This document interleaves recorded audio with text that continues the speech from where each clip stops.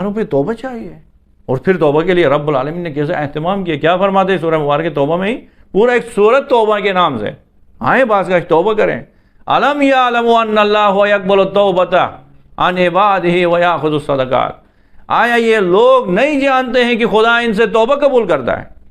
خدا یعنی تشویق کر رہے ہیں. الم یعلموا, آیا نہیں جانتے یہ لوگ, ان اللہ یقبل التوبۃ عن عبادہ, خدا اپنے بندوں سے توبے کو قبول کرتا ہے. وَيَأْخُذُ الصَّدَقَاتِ, اور ان سے صدقات کو قبول کرتا ہے. رب العالمین کے بے نیاز ذات کہتے ہیں کہ آپ کی جو پھٹے پرانے جو صدقے دیتے ہو اس کو قبول کرتے ہیں, آپ ٹوٹے پھوٹے جو الفاظ میں جو استغفار کرتے ہو اس کو قبول کرتے ہیں. اس توبے کی برکت کتنی ہے. انسان جو توبہ کرتے ہیں تو کیا ہوتا ہے, توبہ کی وجہ سے صرف گناہ معاف نہیں ہوتے ہیں, توبہ کی وجہ سے آپ سے کتنے مصیبتیں ٹل جاتی ہیں, بلائیں ٹل جاتی ہیں. خالق کائنات کیا فرماتے ہیں سورہ مبارکہ انفال میں؟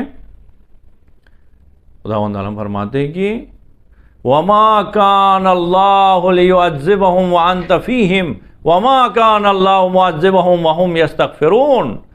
اے میرے حبیب, ہم نے یہ اٹل فیصلہ کیا ہے کہ جب تک آپ امت کے درمیان ہوں گے میں امت پہ عذاب نازل نہیں کروں گا. امت سے جو ہے نا عذاب کو میں اٹھا کے رکھوں گا. دوسری بات, اگر آپ نہ بھی ہو تو ایک کام اگر امت کرے گی آپ کی امت تو کبھی عذاب نہیں دوں گا. وہ کیا؟ وَمَا كَانَ اللَّهُ لِيُعَذِّبَهُمْ وَأَنْتَ فِيهِمْ وَمَا كَانَ اللَّهُ مُعَذِّبَهُمْ وَهُمْ يَسْتَغْفِرُونَ. اگر آپ کی امت استغفار پڑھتے رہے گی, طلب مغفرت کرتے رہے گی, خداوند عالم کی درگاہ میں توبہ کرتے رہے گی تو کبھی میں عذاب نہیں دوں گا. کہہ رہا ہے عذاب الہی سے بچنا کوئی معمولی بات تھوڑی ہے. اور یستغفرون کہہ رہا ہے, نہیں کہہ رہا کہ ایک دفعہ استغفار کریں, یہ دائمی آپ کی عمل ہونے چاہیے. روزانہ آپ استغفار کرتے رہے. استغفار سے ایک تو گناہ بخش دیے جاتے, ایک تو عذاب ہٹ جاتا ہے.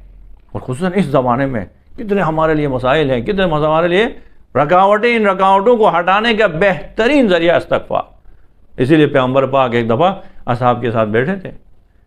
حکیم امت, تمام بیماریوں کی جو نا علاج جاننے والے نبی, جس کو کیا ہے امیر المومنین فرماتے ہیں نبی کوئی معمولی شخصیت نہیں تھی. طبیب دوار بالطب, نبی کی صفات یہ تھے کہ ایسا طبیب تھا جو اپنے طب کے ذریعے سے لوگوں کے گھر گھر جا کے علاج کرتا تھا. عام طبیب جو ہے نا سائیں کیا کرتے ہیں, دو جملے آ گئے تو خود سے ایک دکان کھول کے کلینک کھول کے وہاں بیٹھتے ہیں, آپ آ جاؤ ہمارے پاس کہتے ہیں. نبی ایسا طبیب تھا کہ خود سے جا کے مریض کو چیک کرتے ہوئے گھروں میں جاتا تھا, علاج کرتا تھا. انہیں ہمدرد نبی تھا. اب ایسے طبیب نے کیا کہا کہ الا اخبرکم بدائکم و دوائکم, آیا میں آپ کے تمام بیماریوں کے بارے میں نہ بتاؤں, ہر قسم کی بیماری, آپ کی ہر قسم کی پریشانی کے بارے میں بتاؤں.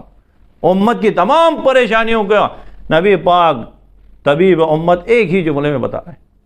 اور پھر صرف بیماری نہیں بتا رہے, کیا کہہ رہے ہیں؟ الا اخبرکم بدائکم و دوائکم, آپ کی تمام بیماریوں کے بارے میں نہ بتاؤں, و دوائکم, اور آپ کی تمام بیماریوں کے علاج بھی نہ بتاؤں.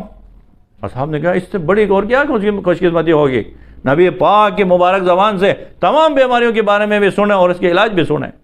نبی پاک نے کہا داؤکم الذنوب, آپ کی تمام بیماریاں آپ کے گناہ ہیں, آپ کے گناہ, اور کوئی چیز نہیں ہے. صرف گناہوں کی وجہ سے آپ بدبخت ہوئے ہو.